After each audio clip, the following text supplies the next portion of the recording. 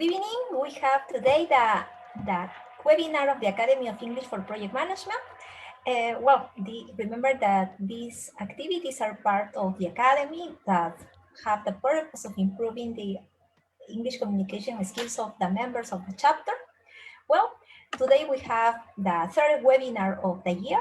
And now Sergio is going to introduce the Academy. He is the leader of the Academy of English for Project Management. Please, Sergio, go ahead, introducing the Academy. Thank you, Diana. Good evening, everybody. Just a few words from my side. Welcome to our webinar in English. It's a pleasure for us to have such a good audience. Tonight, we have for you a senior international speaker that will present some very fresh ideas about agility, related in some way to the topics of the English conversation course Essential 3 that is just about to end.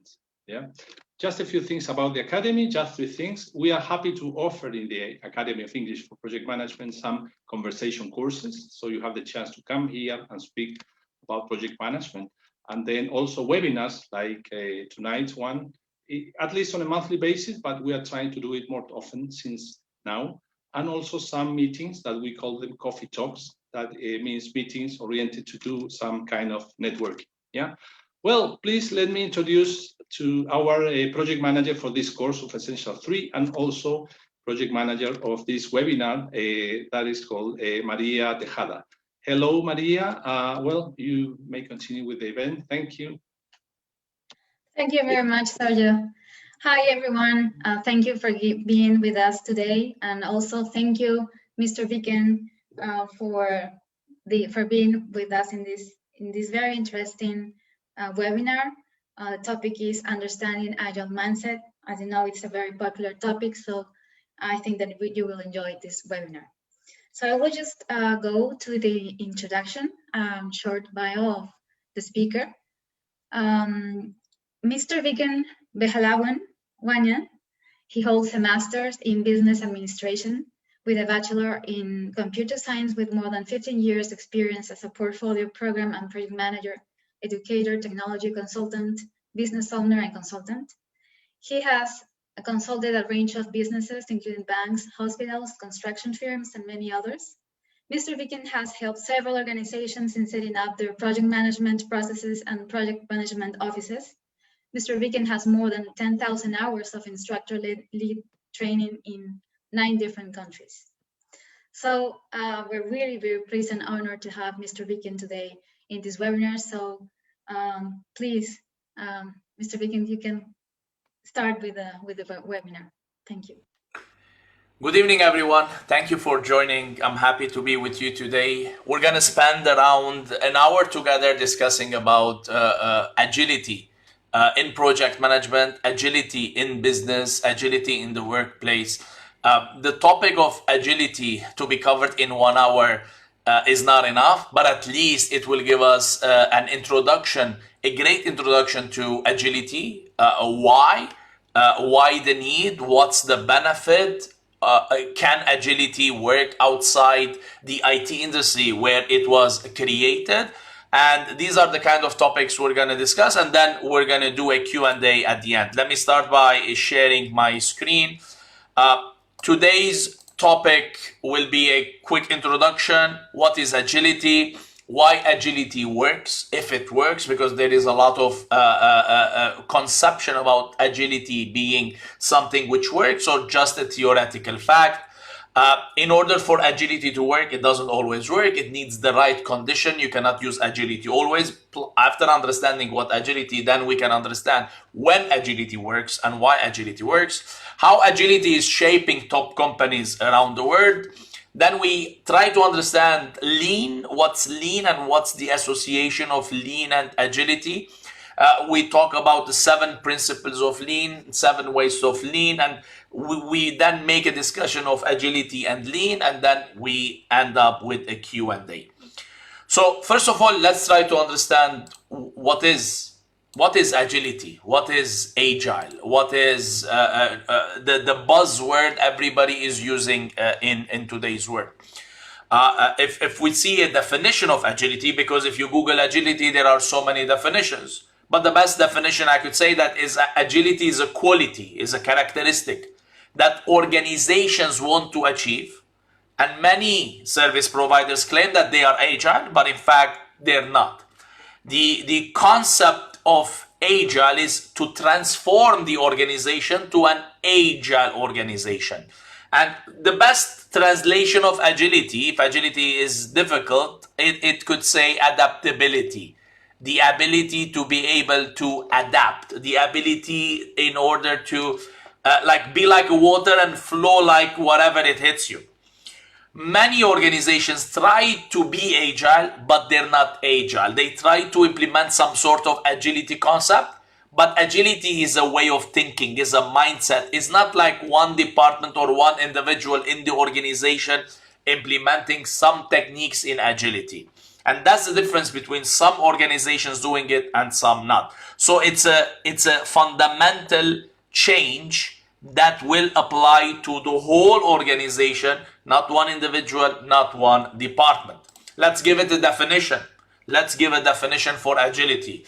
The definition based on Philip Crutcher is the ability of an organization to react, to adapt, to react to changes in its environment faster than the rate of these changes. The world is changing.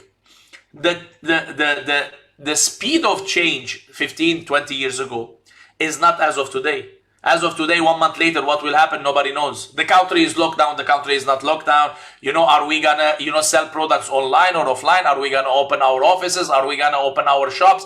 Are we gonna be able to go? And from an industry to an industry, this really changed. In the training industry, before COVID, I have never done online training. We used to do face-to-face training.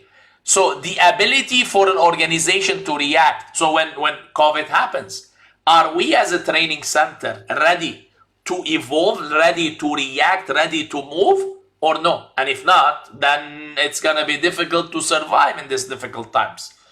So agility is a very widely used word, but the simple definition of what agility is the ability for the organization to react to changes. And when there is a lot of changes, then agility is required. It's not a set of processes. It's not something limited to software development team because it was created in the IT industry. But now a lot of organization is trying to move into agility. Agility is not something new. A lot of people think, agility created 2-3 years ago, 10 years ago. No, agility started all the way back in 1940s. They didn't call it agility, okay? Agility mainly started with the introduction of lean concepts. That's why we're discussing lean at the end. Agility started with concepts in Toyota production system when they introduced something called Kanban, which is a way of managing production. In 1950s and 60s, the US Air Force and NASA, with their hypersonic jet, they used agile or incremental concept. 1980s, in Japan, they used, with the Nintendo and the Atari games, they used agile concepts.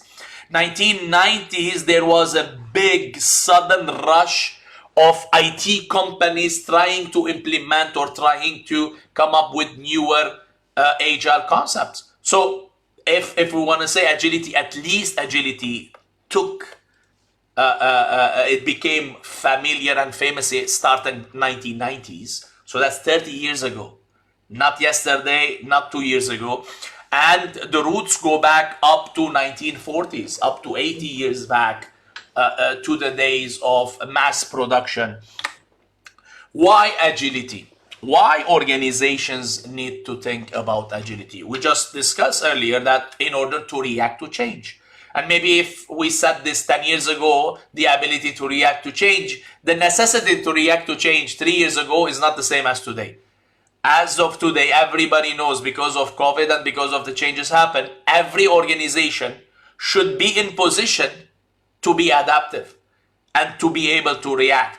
So you cannot plan, strategic planning, for example, 10 years ahead or 5 years ahead. You're going to say 5 years ahead, nobody knows what's going to happen. We cannot predict. So let's be more adaptive. Let's be more agile. Let's plan 2 years ahead.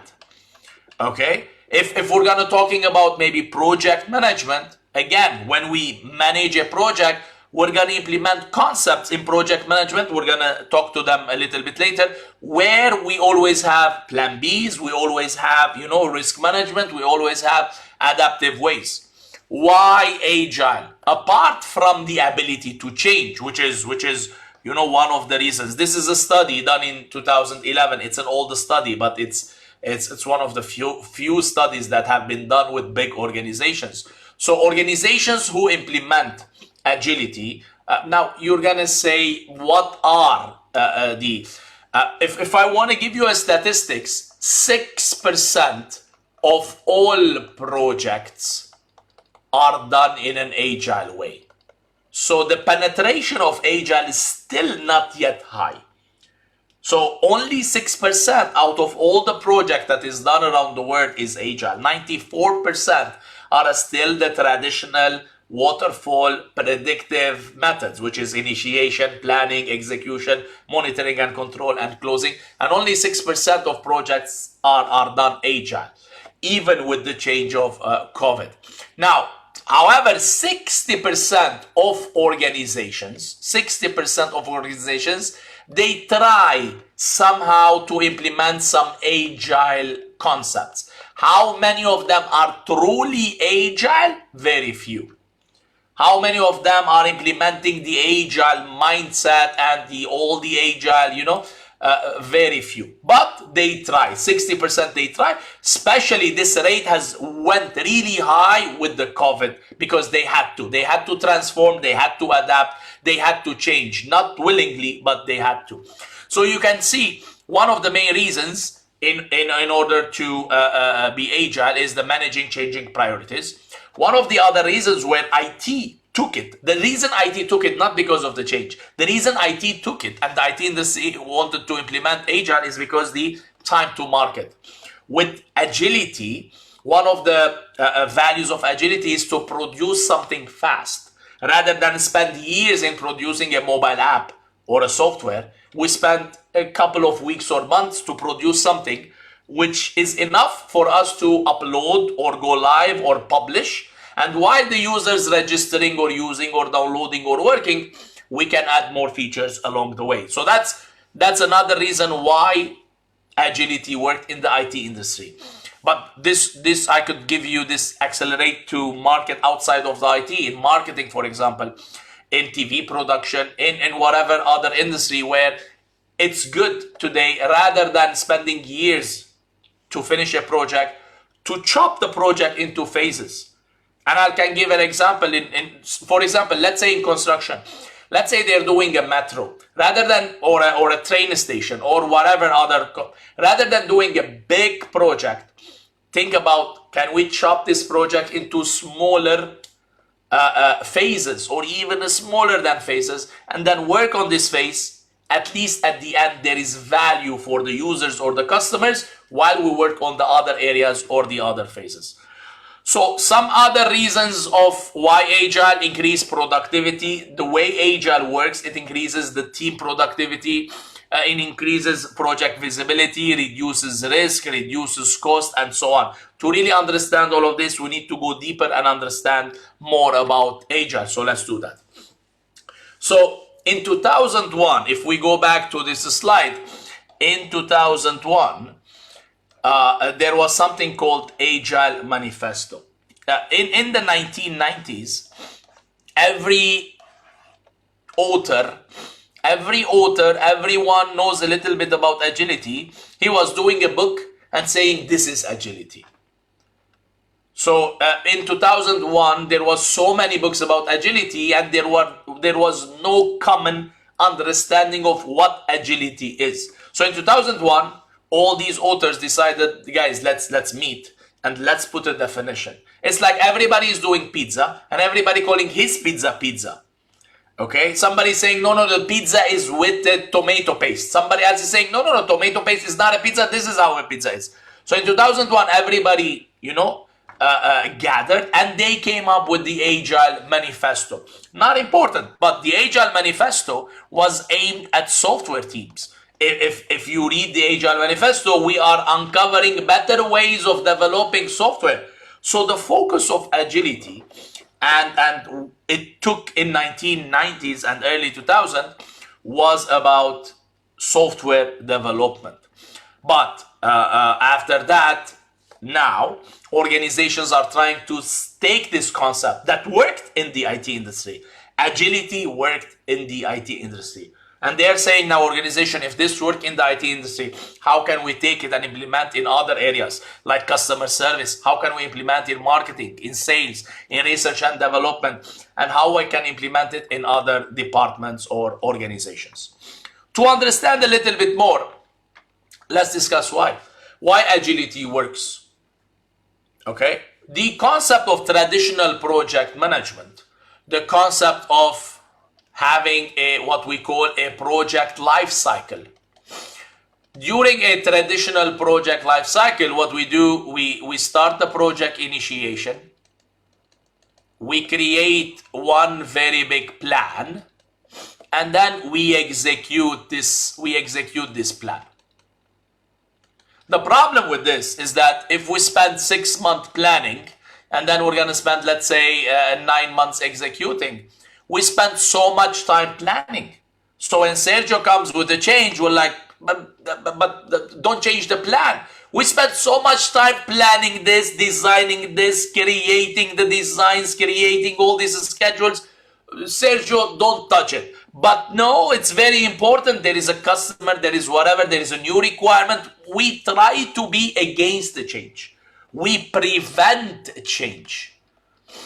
We prevent what we call unnecessary changes. But who define the changes necessary or not? It's a discussion. I try to discuss to Sergio that, oh, I don't think this is necessary. Let's not do it. Why? Because I spent so much time planning. I don't want to change the plan. What agility does? Agility says, listen, in order to be reactive to change, we cannot do this. We have to change the way we work. And instead of creating a big, master plan with milestones, Agile focuses on smaller segments of work and continuous adaptation. So what Agile does, instead of having this one big plan where you don't want to change, the way we do it is that we create smaller plans, then we do smaller execution. We don't plan, we plan small, then we do a smaller plan, then we do smaller execution.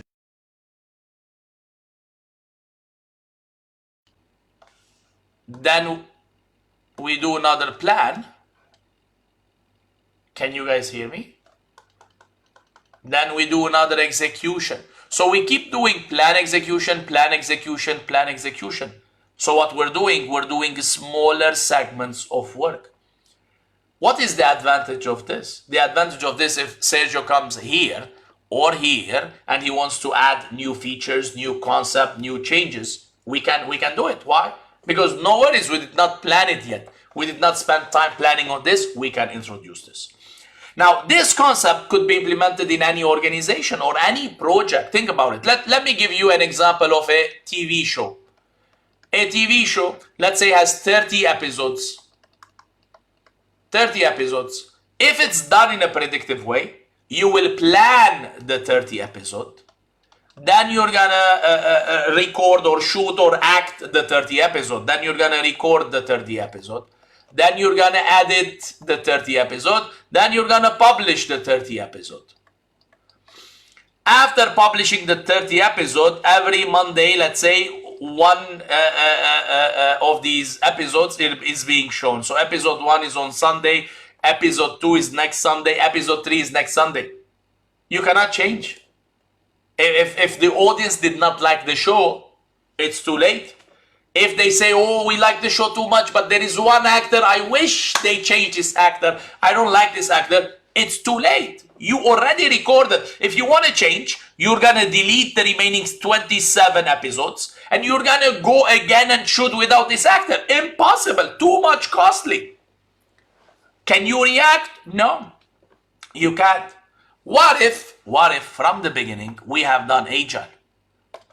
Okay, what if from the beginning we have done Agile? What if from the beginning we did not do this? What if from the beginning, instead of shooting and planning 30 episodes, we do less? How much less? It depends. It depends how much you want to have the ability to change. Let's say you plan 5 episodes, record 5 episodes, edit 5 episodes, publish 5 episodes. As these 5 episodes are being aired, you plan the next 5 to start recording the next 5 because you have 5 episodes. What happened is that the feedback from these episodes, at least from the first 2 or 3, feedback that you receive from the audience, from the market, from the users, from the reporters, from the community, you can put it into the next 5 episodes. If there is an actor they don't like, you kill that actor, you remove it somehow, you change. So you will do what users want, you will adapt. You will not do something which you predict people will like. You're gonna do something small, which we call this, the 5 episode, we call this as the minimum viable product. The smallest amount of episode you need to record to take something live for you to start seeing feedback. And then you can get the feedback and plan according to the feedback. This could work to any other industry. The idea is, instead of planning everything, can we plan in smaller segments, execute in smaller segments? We have an output, because here at the end of this execution, we have a small output. And this small output has value. Has value to who? Has value to us, has value to the users, because we've seen something. It's less risky as well. Why? Because if let's say if Diana came up with an idea for a project, Diana is a customer, let's say she has money to do a new project, an investment in a concept, but she doesn't know if her work will be success or she's wasting her money.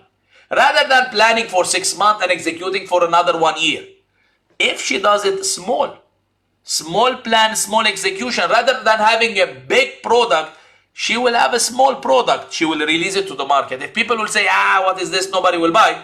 Then she will know with this smaller investment and smaller time, then this idea is not good. Stop it. Don't waste your money, Diana. Go do something else.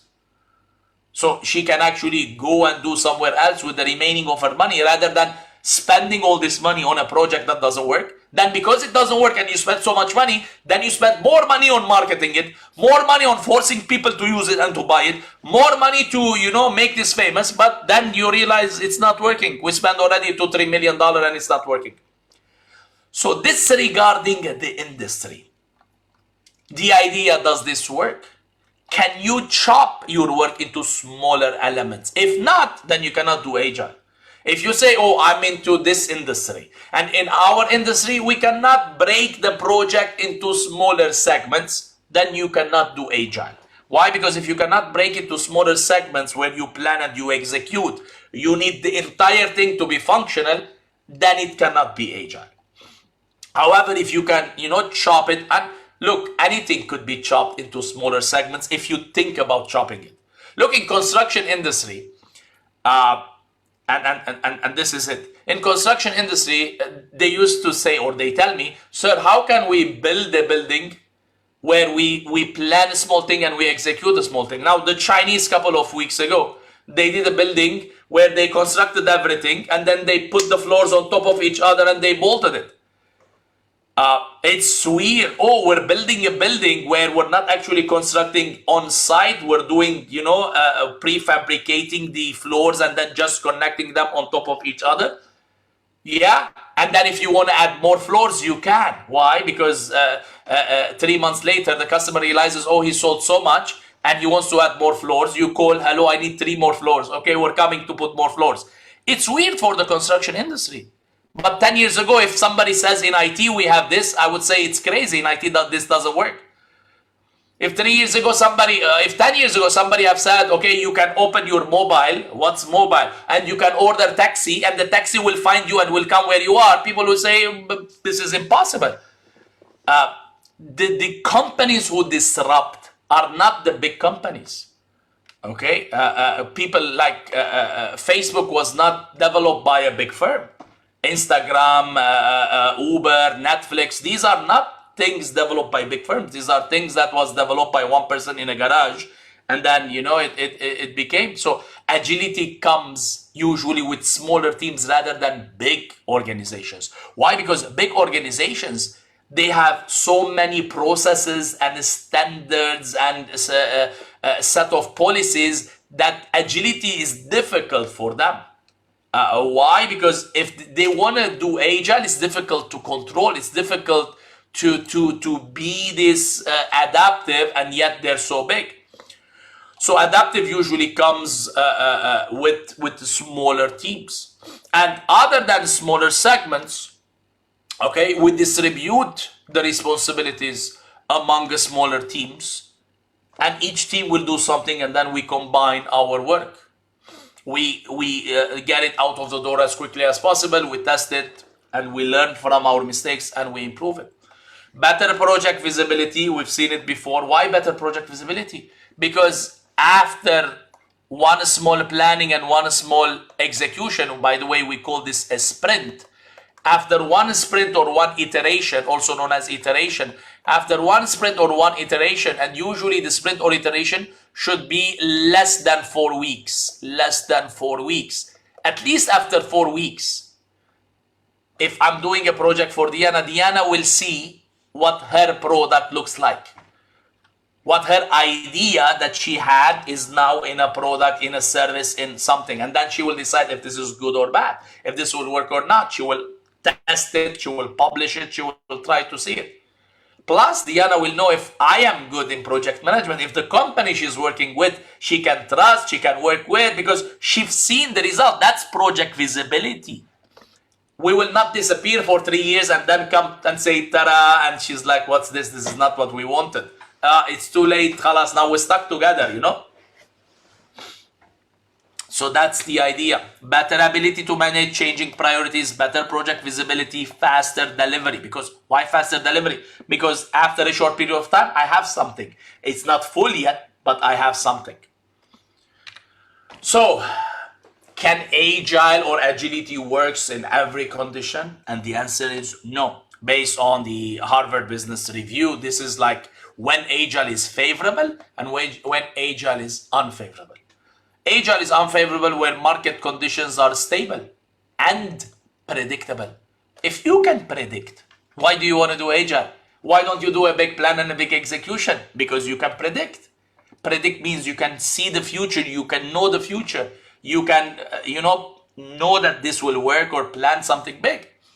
But if you want to do agile, you do agile if these are the conditions, and if you do the traditional project management, which we also call it predictive project management, and agile, we also call it adaptive project management. So adaptivity needs a market environment where customer preferences and solution options are changing frequently. This is where agility is preferred. Customer involvement. Usually in traditional project, customer involvement is really less. Customer comes, customer tells you what he wants, what are the requirements that they want, and then you disappear, they disappear, you do your work, and then you come and you show. Requirements are clear and remain stable. Customer usually are unavailable for constant collaboration.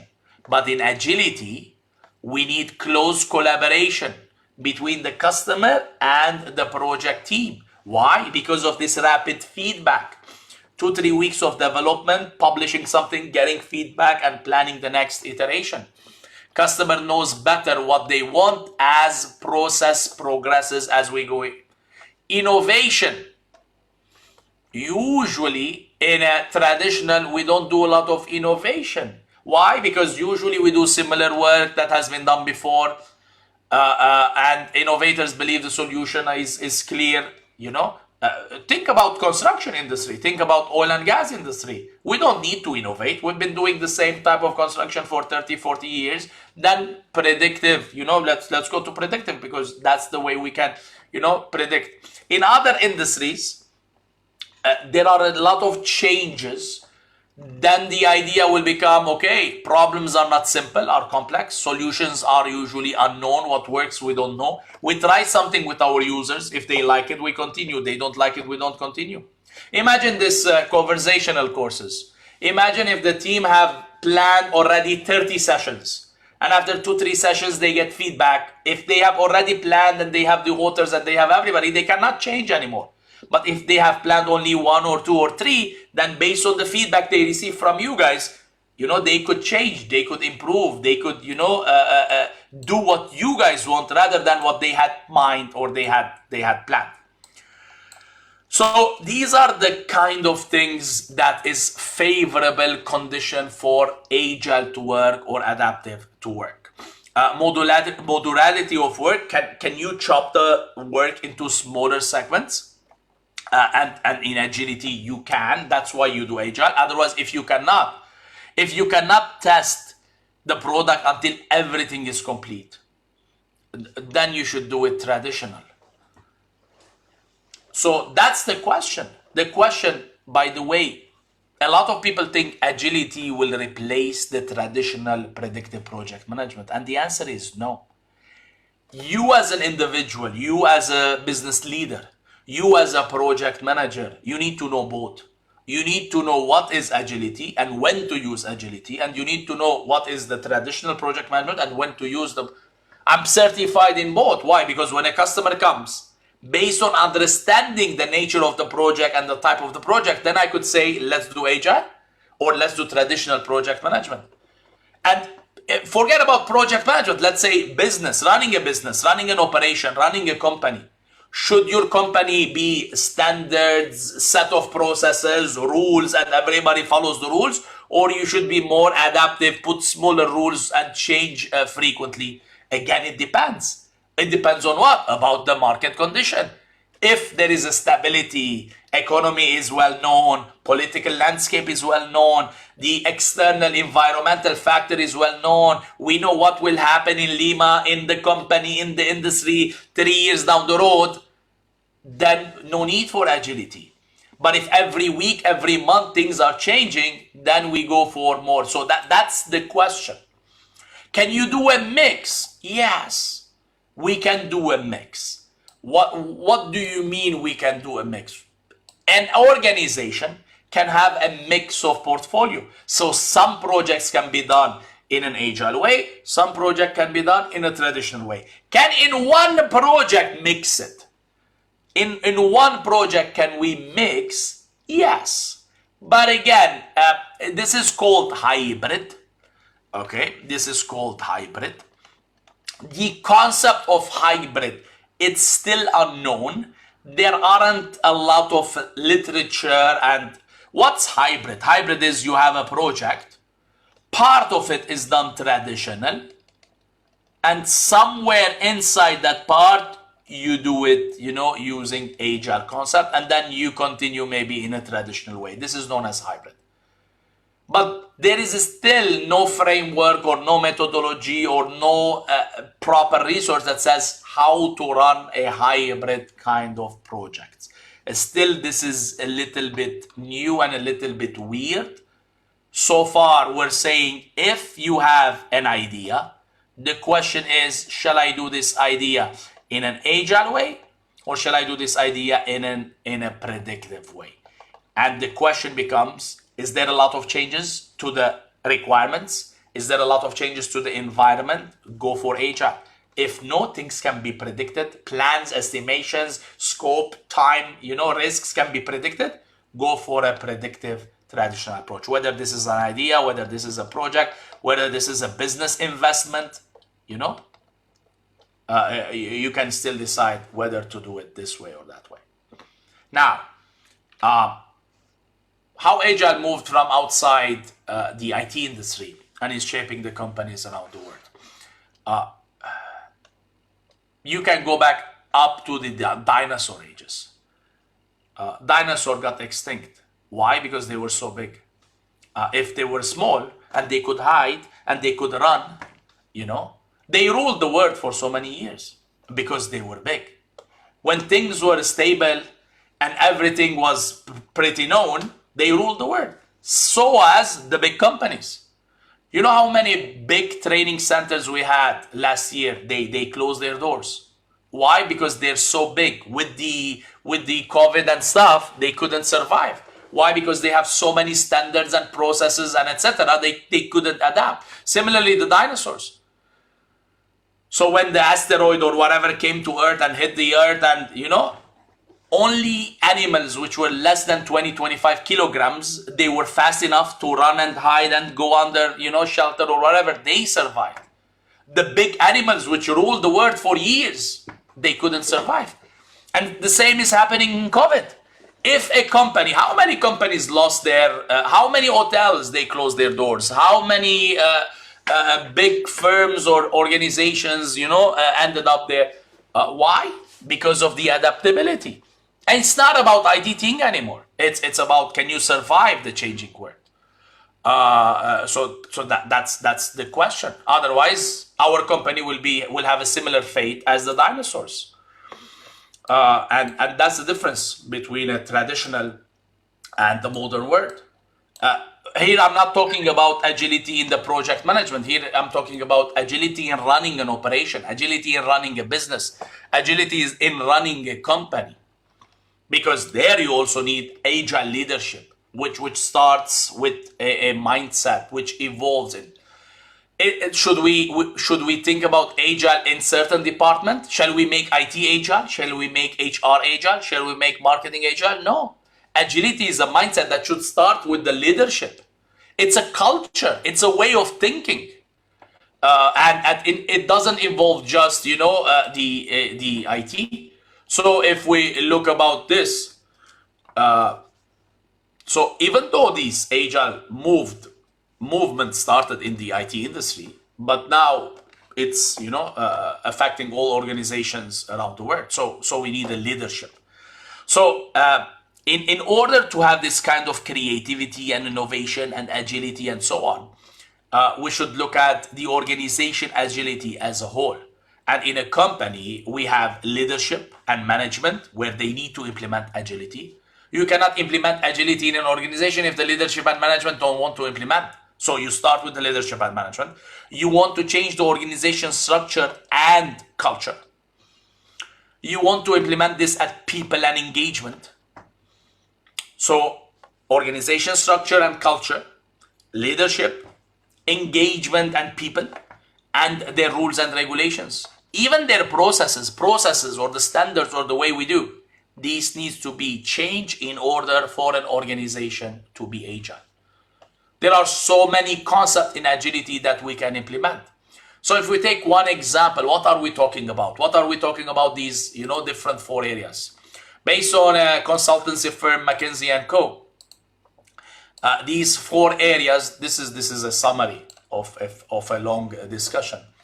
But a comprehensive transformation, and transformation is another word that you hear lately. Digital transformation, innovative transformation, transforming a company to survive turbulent times. So first of all, it starts with the leadership, the structure, technology, processes, and the people, which will affect their strategy or where the organization will go. So when we talk about people, we talk about their leaders. We need to train managers to provide vision, inspire, model, coach rather than direct. And in agility, if you go deeper in agility, the agile project manager is known as agile coach. In agility, we don't call the person running the project manager. We call him a coach. I cannot explain in 1 hour why, but we need a longer discussion for that. But in agility, we call him a coach because he doesn't direct. He empowers the team. He delegates the work. So the way an agile manager is not a manager, the way an agile leader runs an agile project is by empowering team members, giving them self-organization, self-authority for them to take decisions.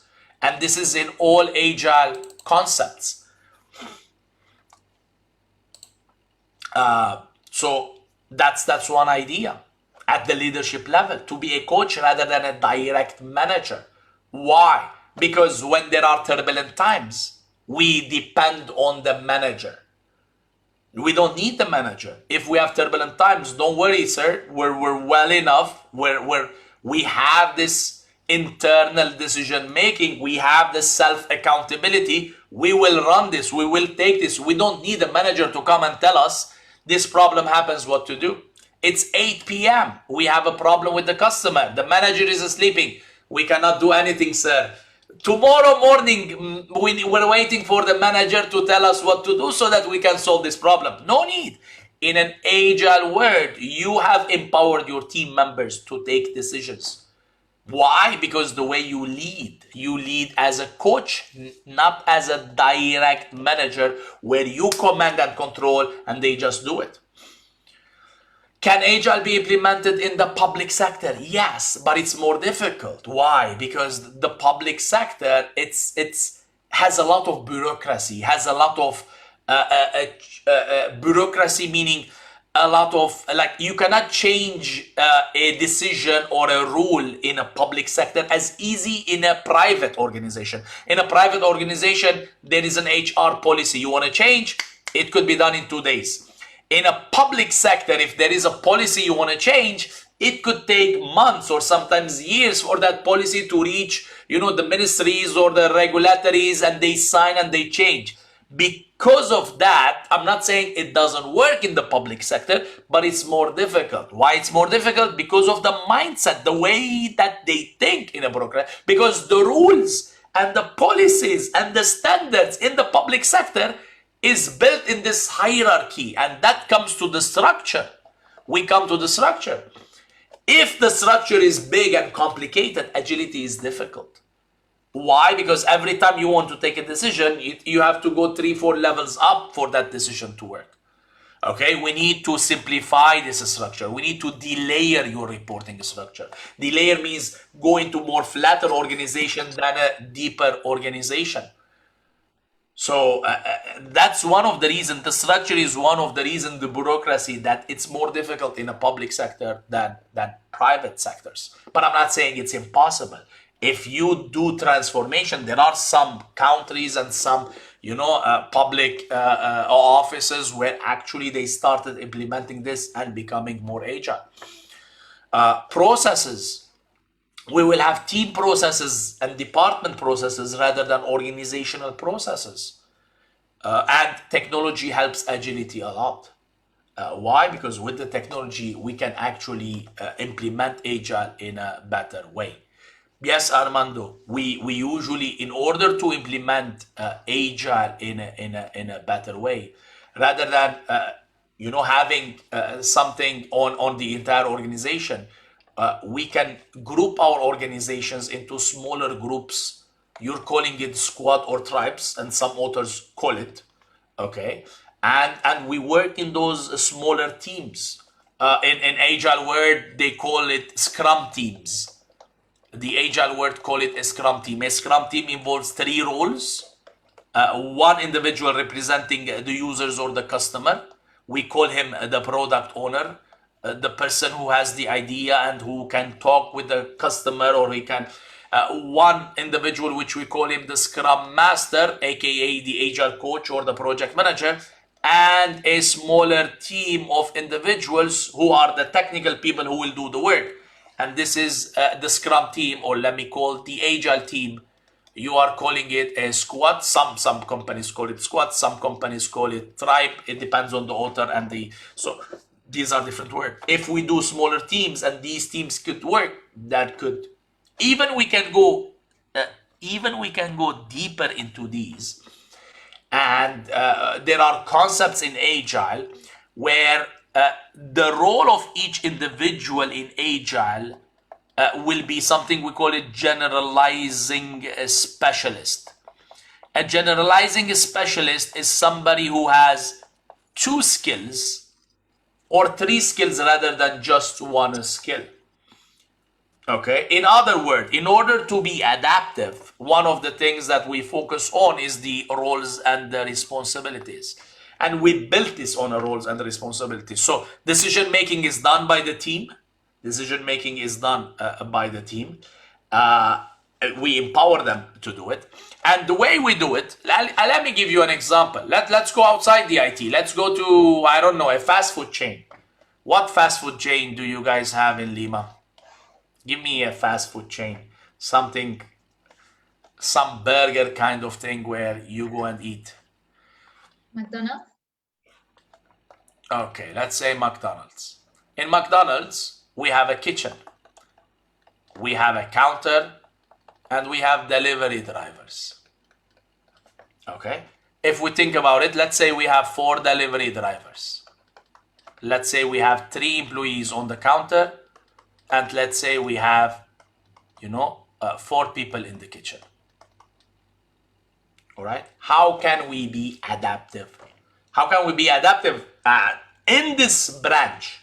Let's not go big. Let's not think about McDonald's in general and their policies. In my branch, I'm the branch manager. How can we be adaptive? Okay, look, first of all, one of the concepts we just said is the concept of generalizing specialist.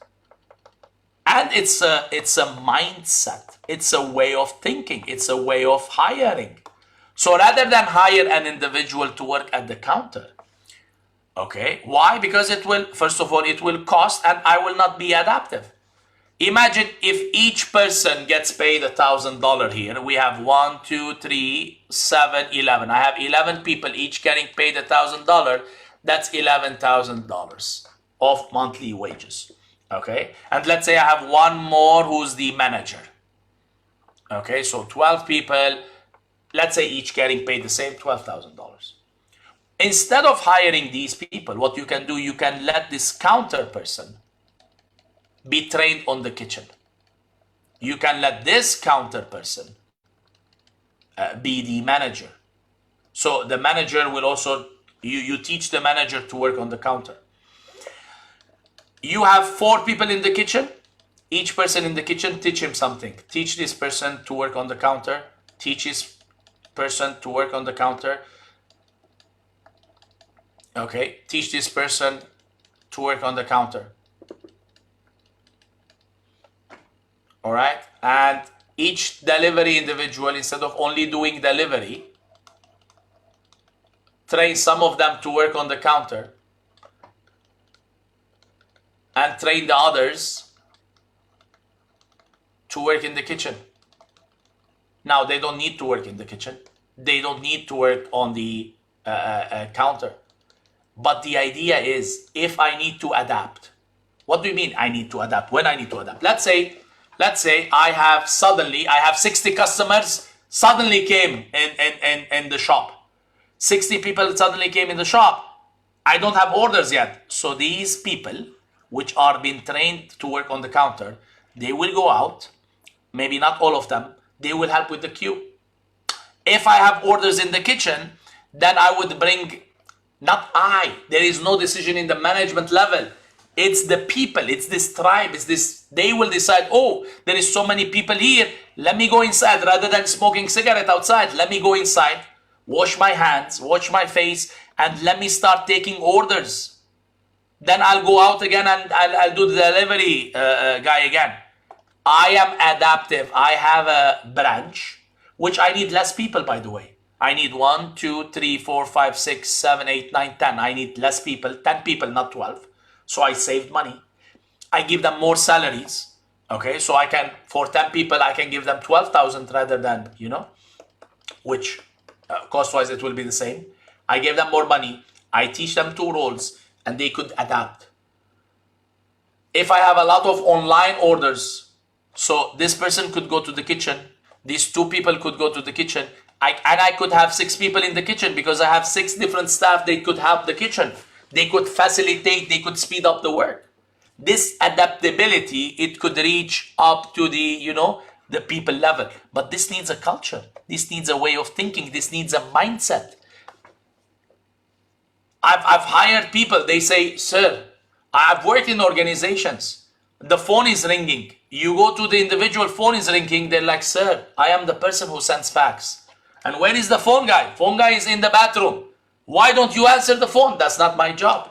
There are a lot of organizations they have a job description and they do only their job. they're not trained to do another job.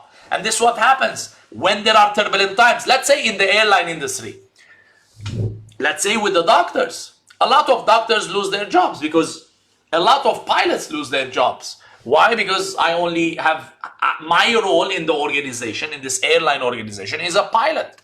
When there is not enough pilot jobs or pilot tasks, I cannot do anything else.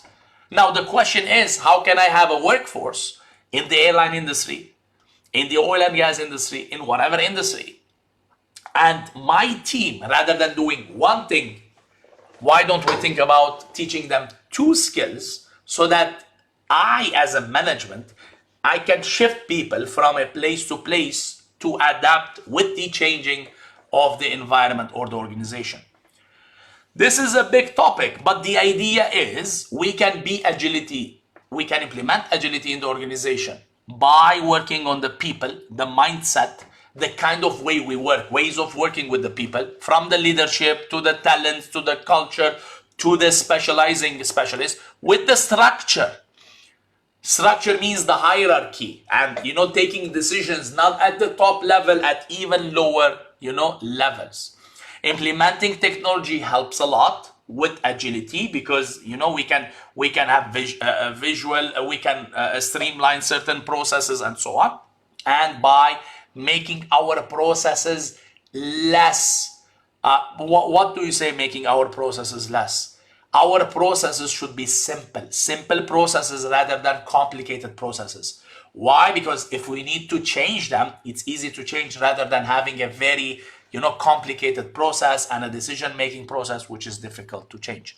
Again, this is a very big topic. I hope in this, 10-minute summary, we were able to summarize the idea. So there are roadmaps, there are blueprints that organizations have, these consultancy firm or professionals in the work. And it usually starts by the value. We sit in our company and we say, what are we going to achieve with agility? Why are we implementing agility? What are we going to achieve with agility? Based on this value, we structure or restructure the organization with more flatter, team-based, capability-based teams. Then each team can implement actual agility because they're agile teams and they can implement agility.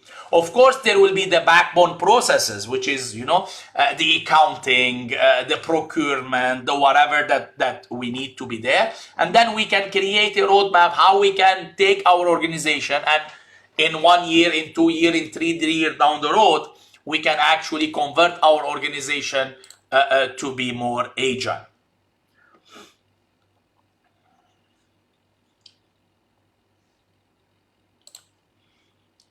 And the question from Emmanuel is asking, does the entire team need to be agile? The quick answer, Emmanuel, at least they need to know about the way we're working. They need to know about the way agility works. And this is one of the most difficult things. If your department, let's say your HR department, let's say your marketing, let's say your IT, if they are agile, but the procurement is not agile, the supply chain is not agile, whatever is not agile, you cannot implement agility. You want to implement agility, but another department in the organization stops your agility. You're fast, you are changing with the environment, you go to the procurement and you say, I need 3 items of this. Why 3? 2 weeks later, I'm going to order another 3. This is not how we work. We need a month, If they are not agile, it's going to stop your entire agility. So one thing we say in organizations is that if you want to transform, you're not transforming one department. Transformation in organization should come at the organization level, from management all the way to the bottom teams. If you transform one department, 2 department, 3 department, and the rest of the company, no, agility will not work. You're gonna do agile, but you're not gonna be agile. So in some departments, you're gonna try to do agility, and it might work in sometimes, but then this attachment or link or the responsibility on other departments, that will break your agility to be really agile. So if you want to achieve agility, you're not going to think about partial implementation of agility. You're going to go to, you know, how we can transform an organization. Since you're doing it at organization level. Manuel, you wanted to add something? Yes, Vicken, do you hear me? Yes. Oh, thank you. What in this scenario when the outsourcing companies win contracts with let's say public institutions, and these outsourcing contractors are very well capable of running agile projects, but the public sector, the public company are in the traditional way, and they want control, and they want the reports, all the reports from the outsourcing in the traditional way. What kind of risks the outsourcing company is facing here? If it is possible, in your experience, do you have any? One of the other challenges, Manuel, of implementing agility is the lack of awareness of agility at the other end. So I have a lot of customers coming to me and they tell what the project is. For example, a customer came, he wants to develop X. I tell them, oh, this is ideal to be done in an agile way. The idea, the pitch, the ability to change, I want to do it in an agile way. Okay, but they're like, they don't know agility. They don't want agility. I want a report every week, every night, or I want this or I want that, which is a traditional way. I want a big plan. Okay, how do you want agility and at the same time big plan? I've taught in organizations. Okay, I've taught in companies. They say our management wants us to be agile, but they want a big plan for the year. And they're like, how can I plan for the year and at the same time be agile? The concept of agility is not to have a plan, to have a small plan and adapt as we go. They want to know the big budget. They want to know, and this is difficult. This is one of the challenging things. And what I suggest is, number one, I try to convince the customer that, listen, for your own sake, for your own good, we are trying to do in an agile way. If you don't want, you want traditional, I can do traditional for you. But if you want, we can do this in an agile way. And if you want to do it in an agile way, spend some money. I will personally train you on agility so that you understand what agility is, to be able to help me, because agility needs your engagement and your feedback. So I will as a leader, I will give you with the contract. Since you're giving me $100,000 or $300,000, I will give you 1 day free training, 3 days free. Actually, you know what? I will pay for you money. Go get a training on agility, understand what agility is, and let's implement agility in a proper way. And this happened, Manuel. I had clients where they come to us and we see like, this is agile. They don't want agile. They want it in a traditional way. And we convince them they don't want. We end up doing traditional. What they're losing? Ability to change, changing environment, technology, especially in IT. When you do a 2-year project, the technology will change. And by the time you finish the project, there is a new technology. So the way of contractual things. In construction, in oil and gas, when you sign a 5-year contract with millions of dollars, 3 months later, if the oil prices, 3 months later, if the cement prices, whatever prices go up, the entire contract is now losing contract. Why? Because you've signed a big contract. You weren't aware of all these. So rather than think about risk management and putting clauses and things, what happens if the oil prices go up? Why don't you go more into agility? Why don't you, rather than signing a big contract, why don't you sign smaller contracts with smaller exit? In agility, we sign sprint contracts. We don't sign a full contract. Every sprint is this much. We do the sprint, you pay us. You want us to continue, we continue as long as you pay us. And that's a win-win, because I will make sure I will give you the right output and the quality output and the right for you to have trust in me, for you to see value in the product, to keep investing. At the same time, for you as a client, it's good, because at the first sprint, if you see our product is not good, our work is not good, you can tell me, sorry, thank you, bye-bye. I'm not stuck with you for a, 1 year, 3 year, 10 year project, and Great, thank you. Very good ideas. Thank you. Sure. So having said all of this, guys, I know our time is running out, but what I'm trying to say is that there are organizations which help transform. Either you can do champions, internal champions, like you can send, if an organization doesn't want to hire a consultancy firm to do this, you can specify 3, 4, 5 members of your organization to send them to really learn about agility and to actually get trained on agility, become expert in agility, then come back and change the way our internal organization is working to implement agility in the internal organization. It doesn't happen overnight. It takes a couple of months to sometimes years in order to fully implement agility. Let me show you one video before we round up, just to try to put this into perspective. How can we achieve agility in organizations? Our world is changing quickly. Can you hear the sound? Yes. New technology makes possible tomorrow what we can't Let me try if I raise the volume, or it doesn't matter. even imagine today, and people have become accustomed to this rapid pace of change. As a company, this means that you need to adapt continuously to meet shifting customer demands and embrace new possibilities. More and more of our clients contact us primarily online or via their mobile phones. They expect the same experience whether they contact us over the phone, by chat, or in one of our branches. Until 2015, ING worked according to classical structures and hierarchies. It had some advantages, but it doesn't work in an age of fintechs, big data, and hyperconnectivity. Something had to change. With a desire to innovate and meet customer needs and experiences as our starting point, and inspiration from digital innovators like Spotify, Google, and Netflix, ING became the first bank in the world to adopt the Agile way of working.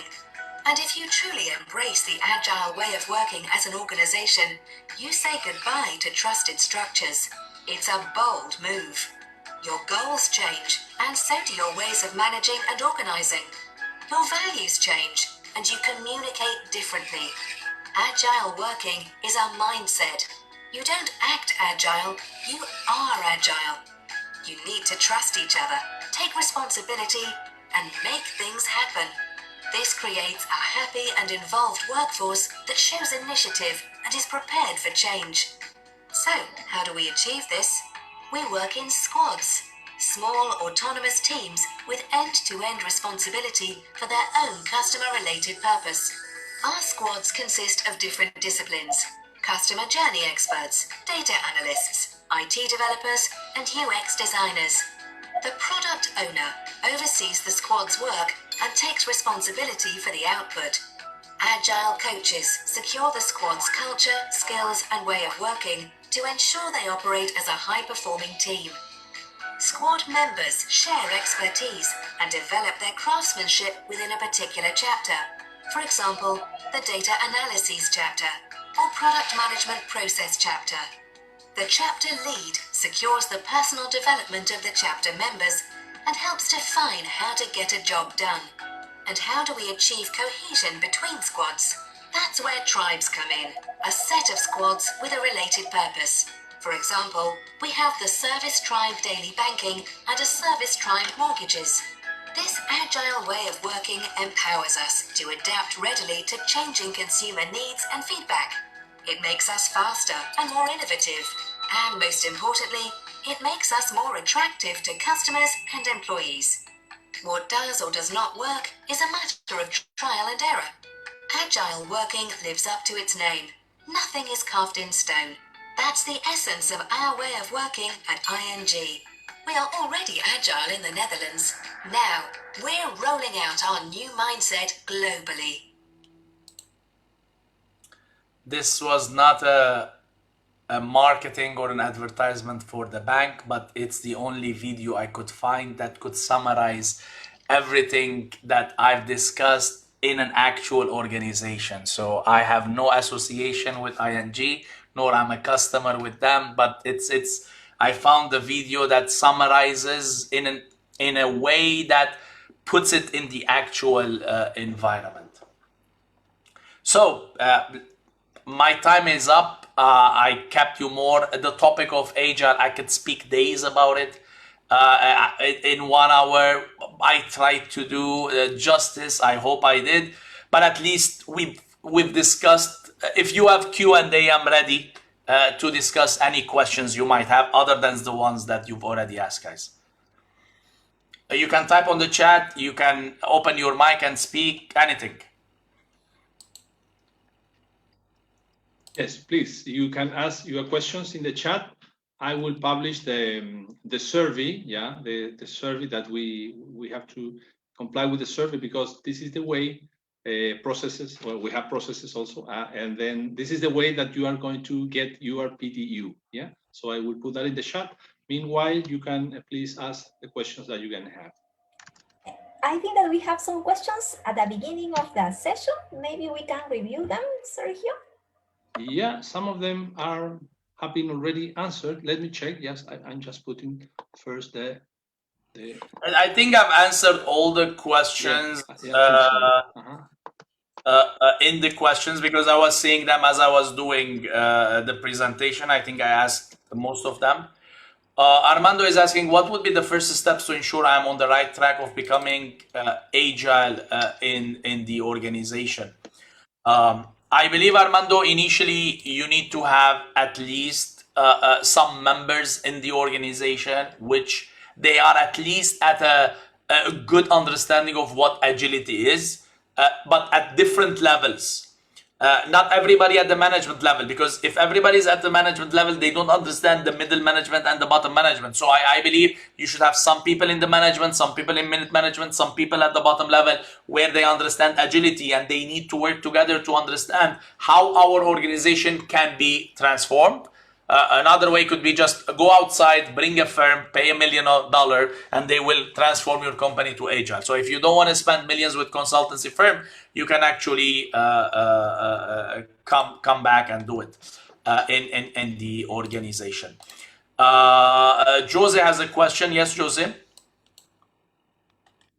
So Armando, train a couple of people and have internal discussions about agility, start implementing small, create a roadmap, how you're gonna reach to that. Jose, I can see your hand raised. If you have the question, you've typed the question. Why Agile didn't change since 2001 while the PM book did? Okay, you are referring to agility by PMI. PMI is not the source. We're doing a PMI session now, but agility is not only PMI. So when we talk about agility, PMI had created a practice guide in early 2000 and I believe 14, 15. With that practice guide, they did not update it yet since 4 or 5 years back.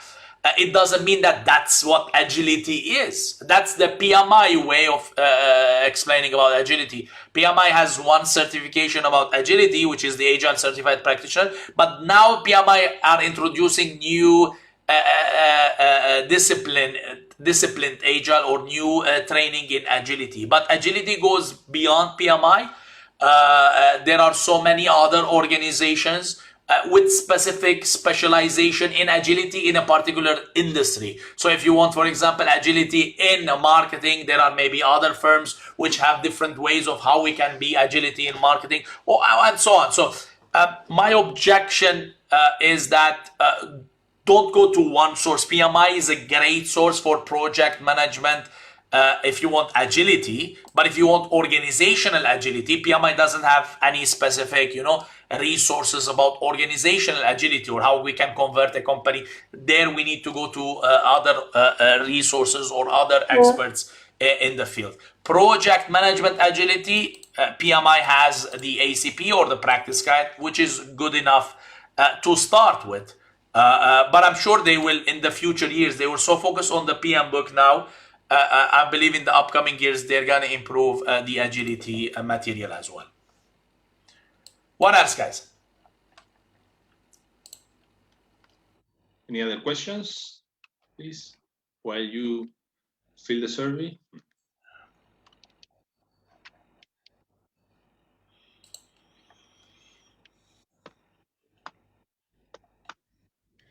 Yeah, well, I have one last question. Maybe Vicken. You said that one of the things that we have to do is to change the structure, and we cannot only be agile in one area, but we need the whole of the areas of the organization also to be agile. So how can you identify which of the areas will be like the first that can make the change? The easiest ones, and you start with the departments which you think, Maria, they're the most ready or can be most ready to change, and readiness depends on the team, their ability, their knowledge to adapt and change, and number two, their readiness in terms of their know-how, in terms of their limited processes, in terms of their for customer service, it's easy. IT, it's easy. Marketing, it's easy. Then you go HR, and then you leave the most difficult ones at the end, which is finance, accounting, procurement, supply chain. These more traditional, so structured, so much decision making. You leave these at the end. But again, there is no one blueprint that works in all the organizations. The ability is to sit, to understand. If you tell me, what about in my organization, which one first? Again, I cannot answer. I need to come, I need to sit, I need to understand how your organization works. We need to talk with a couple of people in every department, try to understand what do they do, how do they do, and how easy is to transform them. And then you start with the easy ones, and then you go to the difficult ones, or you transform all at the same time. But again, it depends the time and the investment and the, are you gonna just transform? And what COVID did that. COVID forced all the departments to be transformed at the same time somehow. Why? Because they had to. We didn't have the time to like, let's do now this department. 3 months later, we'll do the other department. They had the entire organization had to evolve in a short amount of time. Okay, thank you, Vicken. And also, well, because of time, because this is a very interesting topic, and as you said, we can really have more sessions to talk about. But thank you really very much for this amazing presentation. We really hope to have you in next sessions, because I think that it has been exceed the expectations of the audience. So really thank you very much. It was an honor to have you here, and also thank all the participants for being here with us tonight. So that will be, thank you very much, and have a good night. Thank you, guys. Thank you for participating. Thank you so much. Congratulations. Thank you. Thank you.